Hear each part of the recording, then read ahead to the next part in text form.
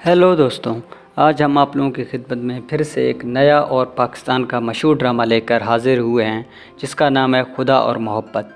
इस ड्रामे की कहानी फ़रहाद यानी फ़ेरोज़ ख़ान और माही यानी इकरार अज़ीज़ के गिर्द घूमती है। फ़रहाद का ताल्लुक़ एक मिडिल फैमिली से है, लेकिन उसके बड़े ख्वाब हैं। उनके अब्बू तौफ़ीक यानी वसीम अब्बास एक मुलाजिम हैं और उनकी माँ सराया बीबी यानी इस्माइल अब्बास एक घरेलू खातून है। उसे अक्सर इसका बड़ा भाई सजाद और छोटी बहन फारिया, आमतौर पर फ़री कहा जाता है, उसे मजाक करते रहते हैं, लेकिन ज़्यादातर उसकी पड़ोसी नाहिद उससे मजाक से तंग करते हैं। फ़रहाद को लोग ज़्यादातर फ़ैडी कहते हैं। फ़रहाद नॉन सीरियस है जो हमेशा बीए के एग्ज़ाम में फ़ेल होता है। जब फ़रहाद के अब्बू को पता चलता है कि फ़रहाद एग्ज़ाम्स में नकल करता है तो वो उसे कहीं काम पर भेज देते हैं। दूसरी तरफ माही एक अच्छे ख़ानदान से है। माही के वालिद का ज़म शाह यानी उस्मान पीरज़ादा बहावलपुर में बिज़नेस में हैं और वहाँ अपना कारोबार संभालते हैं। माही ख़ानदान में सबसे छोटी है और माही अपने फैमिली में सबसे ज़्यादा लाडली और बेपरवाह हैं। फ़रहाद और माही शुरू में लाहौर में अपने बेहतरीन दोस्त की शादी में मिलते हैं, जहाँ उनकी दोस्ती होती है। माही सिर्फ टाइम पास करने और बोरियत ख़त्म करने के लिए फ़रहाद से गपशप करती है, लेकिन फ़रहाद को माही से प्यार होने लगता है।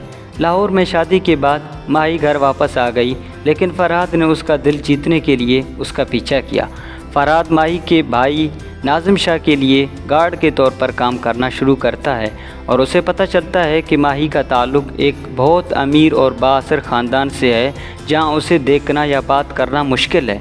माही के घर में काम करने वाली लड़की सजल फ़रहाद से मोहब्बत करती है, लेकिन वो उसे बताता है कि उसकी मोहब्बत कहीं और है। लाहौर के स्टेशन में तैमूर ने माही को देखा था और तैमूर को माही पसंद आने लगा और वो इसी के ख्यालों में रहता है। तैमूर अपनी माँ और अपने भाई से कहता है कि वो एक लड़की से मोहब्बत करता है जिसका नाम माही है। तैमूर अपने सोर्सेज से माही के घर का पता लगा लेता है और वो माही के घर का रिश्ता भेजता है और माही के घर वाले मान जाते हैं। माही ने तैमूर से शादी की तैयारी कर ली और फ़रहाद इस खबर को बर्दाश्त नहीं कर सका और फ़रहाद ने माही को अपनी फीलिंग्स का बता दिया, लेकिन माही ने उसकी मोहब्बत को नज़रअंदाज कर दिया। फ़रहाद का दिल टूट जाता है और ना चाहते हुए भी माही को बद्दुआ देता है, उसे कभी सुकून ना मिले और वो बर्बाद हो। फ़रहाद अपने होश व हवास में नहीं होता और वो माही के ख़यालों में रेलवे स्टेशन जाता है और वहाँ से एक रेल पे चढ़ता है। माही की शादी होती है और जब माही और तैमूर अपने नए घर की तरफ रवाना होते हैं, तैमूर को माही के ख़ानदान दुश्मनों ने गोली मारकर हलाक कर दिया।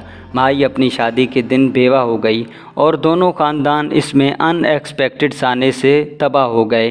तैमूर की माँ मुल्तान के एक मशहूर ज़मींदार ख़ानदान से ताल्लुक़ रखती है और वो अपने बेटे की मौत से मुकम्मल तौर पर परेशान है। वो जानती है कि उसे माही के अब्बू नाज़िम शाह के दुश्मन ने कत्ल किया। तैमूर की माँ रस्म व रवाज की वजह से माही की माँ की दरख्वास्त के बावजूद माही को वापस अपने अब्बू के घर भावलपुर जाने नहीं देती। फ़रहाद रेल में ख़ुद को ख़वातीन के डब्बे में पाता है। यहाँ उसका सामना रुमाना और उसकी माँ से होता है। रुमाना की माँ फ़रहाद पर शक करती है और उस पर इल्ज़ाम आयद करती है कि उसने उनके सामान से चोरी की और उससे मुतालबा किया कि वो अपने हाथ खोले। रुमाना और उसकी माँ उस वक्त हैरान होते हैं जब वो इसके हाथ में सिर्फ़ एक तस्बीह की माला देखते हैं जो उसे माही से आखिरी बात करने के बाद मिली। फ़रहाद ने औलिया के शहर मुल्तान के लिए एक ट्रेन में अपना सफ़र जारी रखा।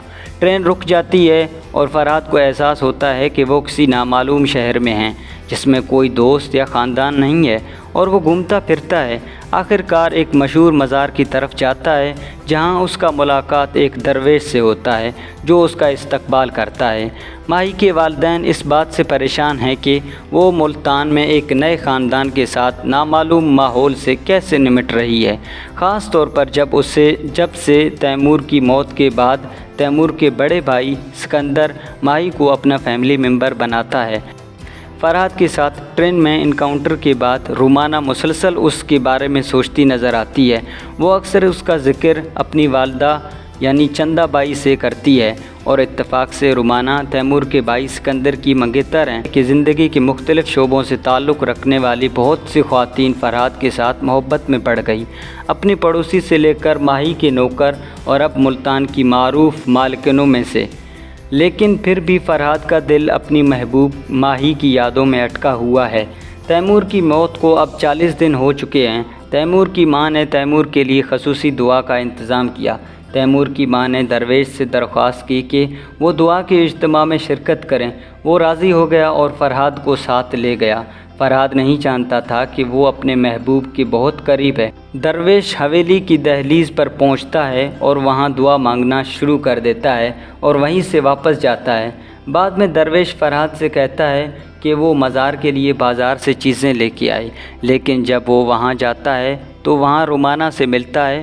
وہ اسے اپنے گھر لے گئی۔ اسے ماہی کے ساتھ بدسلوکی کی اپنی غلطیوں کا احساس ہوا اور جلد ہی ماہی سے معافی مانگ لی، اور اسی دوران فرحاد کے پڑوسی ناہید کی بھی شادی ہوتی ہے۔ جاگیردارنی ماہی اور چند نوکر مزار پر جاتے ہیں اور وہاں لوگوں کو چیزیں دیتے ہیں۔ پھر ماہی نے اچانک فرحاد کو کچھ دیا۔ ماہی اسے دیکھ کر بے ہوش ہو گئی۔ ماہی کو مزار پر بے ہوش ہونے کے بعد واپس حویلی لانے کے بعد جاگیردارنی کے گھر ماہی کی والدہ اور بھابھی ہوتے ہیں۔ ہوش سنبھالنے کے بعد ماہی نے اپنی بھابھی کو فرحاد کے زندہ ہونے کے بارے میں بتایا۔ پھر ماہی نے اپنی ماں اور جاگیردارنی کو دوست بنانے کا فیصلہ کیا، جس پر وہ دونوں راضی ہیں۔ مزار پر فرحاد ماہی کو دیکھ کر ابھی تک صدمے میں ہے اور حویلیاں جاتا ہے جیسا کہ درویش نے اسے کرنے کو کہا تھا، اور وہ ماہی اور اس کی بھابھی کو حویلی کی چھت پر دیکھتا ہے۔ فرحاد شوق ہو جاتا ہے۔ اب وہ جانتا ہے کہ ماہی اس حویلی میں رہتا ہے جس کے پاس وہ آتا رہتا تھا، اور اب اسے پتہ چلا کہ درویش اسے اس مقصد سے بھیجتا رہا کیونکہ وہ شروع سے آخر تک سب کچھ جانتا تھا، اور درویش جانتا تھا کہ ان کی ملاقاتیں کسی وقت ہونی تھی۔ فرحاد واپس مزار گیا اور درویش کا سامنا کیا اور اس سے پوچھا کہ اس نے فرحاد کو بار بار ماہی سے ملنے حویلی میں جانے کیوں کہا، اور درویش نے جواب دیا، کوئی بات نہیں، وہ ہمیشہ ایک دوسرے سے ملیں گے۔ فرحاد مزار میں ایک اجنبی آدمی سے پوچھتا ہے کہ یہاں آنے والی عورت جاگیردارنی وہ یہاں کیوں آتی رہتی ہے۔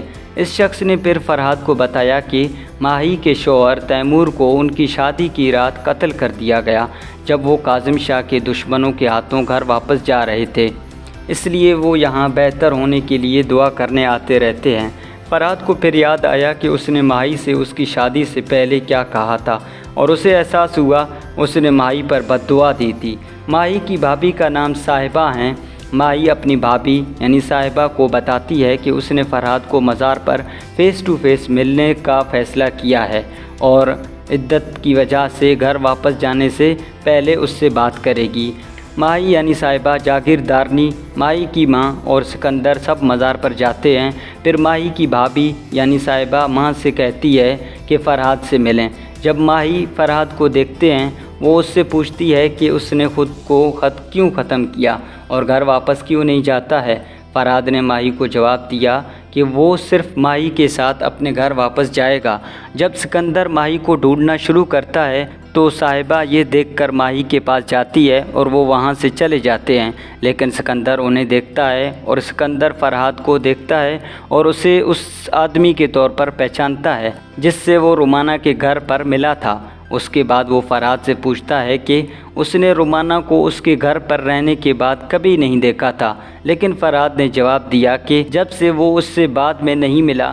سکندر پھر فرحاد سے کہتا ہے اگر وہ کبھی رومانہ کو دوبارہ دیکھے تو امیڈیٹلی اسے بتا دے۔ ماہی کے ابو کاظم شاہ اور اس کے بھائی ناظم شاہ ماہی سے ملنے کے لیے حویلی آتے ہیں۔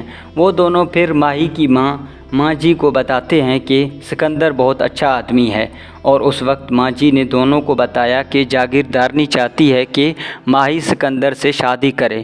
ماہی اس وقت دباؤ میں نظر آتی ہے جب اس کی بھابھی صاحبہ اس سے پوچھا کہ وہ کیوں نہیں مان سکتی کہ وہ فرحاد سے پیار کر چکی ہے۔